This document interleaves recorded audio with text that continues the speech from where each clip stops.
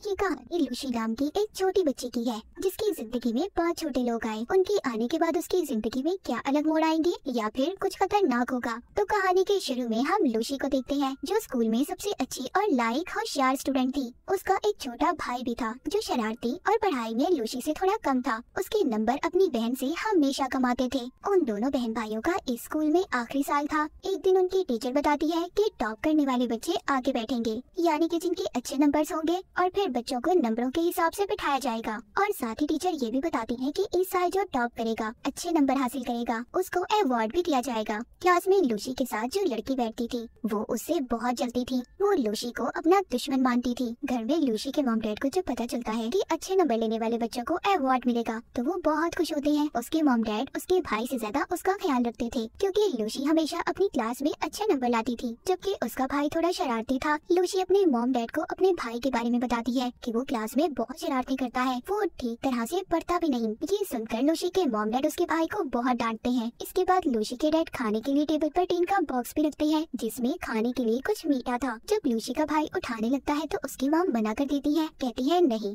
ये तुम्हारे लिए नहीं है, ये तो मेरी बेटी के लिए है, और लूसी को दे देती है। रात को लूसी जब उस बॉक्स को खोलती है मगर अचानक से वो पीछे हट जाती है। उसमें से तेज रोशनी बाहर आती है और उस टीन में से 5 छोटे छोटे लोग बाहर आते हैं और उसके बारे में पूछते हैं। जब वो ये देखती है कि इतने छोटे लोग बोल रहे हैं वो हैरान हो जाती है और काफी ज्यादा खुश भी कि इतने छोटे छोटे लोग उससे बात कर रहे थे। पहले तो लूसी उनसे उनके बारे में पूछती है और फिर अपने बारे में बताती है। वो छोटे लोग बताते हैं कि हम तो हमेशा इसी टीन में रहते हैं। अभी इसी दौरान लूसी को उसकी मॉम आवाज देती है। पहले तो वो सोचती है कि इसके बारे में वो अपनी मॉम को बता दे, मगर फिर उसको ख्याल आता है कि उसकी मॉम ने कैसे उनके पेट पालतू जानवर घर से बाहर फेंक दिए थे, इसीलिए अब वो अपनी मॉम को कुछ भी ना बताने का फैसला करती है। लूसी उन छोटे लोगों का नाप लेकर उनके लिए कपड़े भी बनाती है, फिर उनके लिहाज से उन्हें नाम देती है। पहली लड़की का सपना एक आर्टिस्ट बनने का था, इसीलिए उसको आर्टिस्ट का नाम देती है। उसको पेंटिंग्स बनाने का बहुत शौक था। दूसरे लड़के का सपना एक बिजनेसमैन बनने का था, तीसरे को डॉक्टर क्योंकि उसे पढ़ना बहुत पसंद था,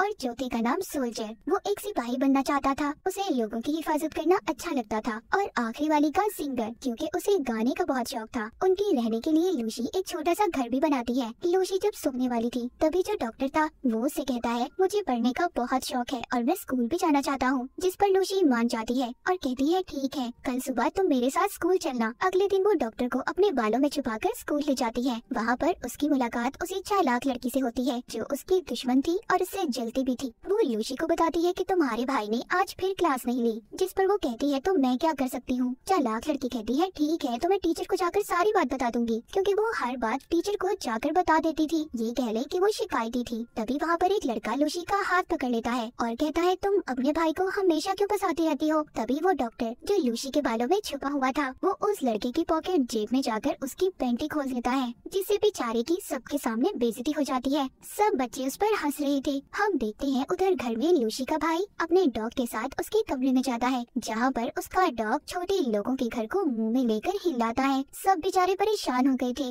सभी छोटे लोग हिल रहे थे। उन्हें तो ऐसा लग रहा था जैसे कोई जलजला आ गया हो। तभी उनमें जो सोल्जर था वो हथियार से डॉग को मारता है, जिससे वो जख्मी हो गया था और उस डॉग की नाक पर से खून आने लगता है। लूसी का भाई जब ये देखता है तो वो उसके लिए दवाई ढूंढने लगता है। तभी उसकी मॉम आवाजों से अंदर जाने वाली थी, क्योंकि लूसी के भाई ने भी अपने डॉग को मॉम से छुपा कर रखा हुआ था।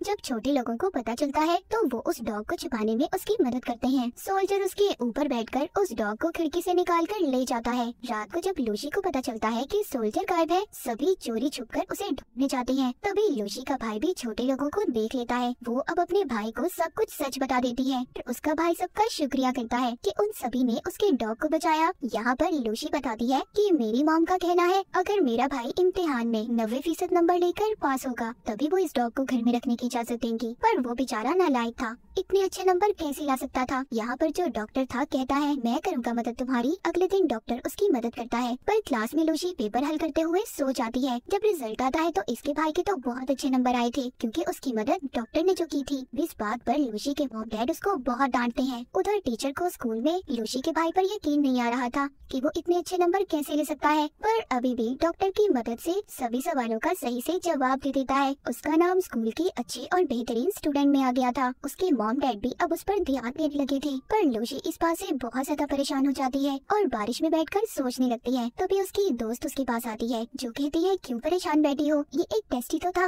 और ये टेस्ट हमारे आने वाले वक्त को नहीं तय कर सकता और टेंशन मत लो, सब ठीक हो जाएगा। जिसके बाद उसकी दोस्त उसको एक तस्वीर देती है जो लूसी की थी और उसकी दोस्त ने ही बनाई थी। वो तस्वीर जाकर लूसी छोटे लोगों को दिखाती है और कहती है मेरी दोस्त बेहतरीन आर्टिस्ट है, वो बहुत अच्छी पेंटिंग बनाती है, पर टीचर उसको मुकाबले में कभी भी नहीं जाने देंगी क्योंकि उसके नंबर टेस्ट में हमेशा कम आते हैं। ये सुनकर छोटे लोगों को बहुत गुस्सा आता है और सभी मिलकर टीचर का ऑफिस तोड़ने का प्लान करते हैं ताकि वो पेंटिंग्स की चीजों को चुरा सके। अगले दिन सभी छोटे लोग टीचर के ऑफिस में जाकर कलर्स को ढूंढ लेते हैं और सभी उन्हें लेकर बाहर तो आ गए थे, जो आर्टिस्ट थी वो वहीं पर रह गई थी। पर खुशकिस्मती से टीचर को कोई और बुला लेता है और वो भी बच जाती है। लूसी वो कलर अपनी दोस्त को देती है ताकि वो मुकाबले में हिस्सा ले सके। उसकी दोस्त आर्टिस्ट के साथ मिलकर पेंटिंग बनाती है। जब स्कूल में पेंटिंग बनाने का मुकाबला होता है तो वहाँ पर कम नंबर वाले बच्चों का आना मना था, पर लूसी अपनी दोस्त की बनी हुई ड्राइंग सब मेहमानों को दिखाती है और सबसे अलग अलग जुबान में बात भी करती है। सबको बहुत अच्छा लगता है, पर लूसी ऐसे शो के दरमियान में आ गई थी, इसीलिए बेचारी को सजा दी जाती है कि उसने शो को खराब किया। उसको ये सजा मिली थी कि वो पूरे ग्राउंड की सफाई करेगी। वहाँ पर और भी बच्चे उसकी मदद के लिए आ गए थे जो सभी उसके दोस्त थे। तभी उधर स्पीकर में ऐलान किया जाता है कि जिन बच्चों के कम नंबर आएंगे वो किसी भी मुकाबले में हिस्सा नहीं लेगा। सभी छोटे लोग जब ये सुनते हैं कि ऐसा होने वाला है वो ये फैसला करते हैं कि जो भी बेचारे पढ़ाई में कमजोर हैं ये उनकी मदद करेंगे। लूसी अब सभी दोस्तों को उन छोटे लोगों से मिलवाती है। वो ये प्लान बनाती है कि टेस्ट में ये उनकी मदद करेंगे। अब टेस्ट देने का दिन आ जाता है मगर उन लोगों का प्लान यहाँ पर खराब होता है जब टीचर सब बच्चों को जगह बदलने का कहती है। ये कहानी वैसे सबके बचपन की है, लेकिन खैर फिर भी जैसे तैसे करके वो सब बच्चों की मदद करते हैं और उनको पास करवा ही देते हैं। पास ऐसा वैसा सब बच्चों के बहुत अच्छे नंबर आते हैं, पर टीचर को उन सब का पता चल गया था कि सब नकल से पास हुए हैं। ये सब कुछ टीचर को उस चालाक लड़की ने बताया था जो लूसी से जलती थी क्योंकि उसे नकल वाले कागज क्लास में से मिले थे। अब उन सब बच्चों को प्रिंसिपल के ऑफिस में बुलाया जाता है।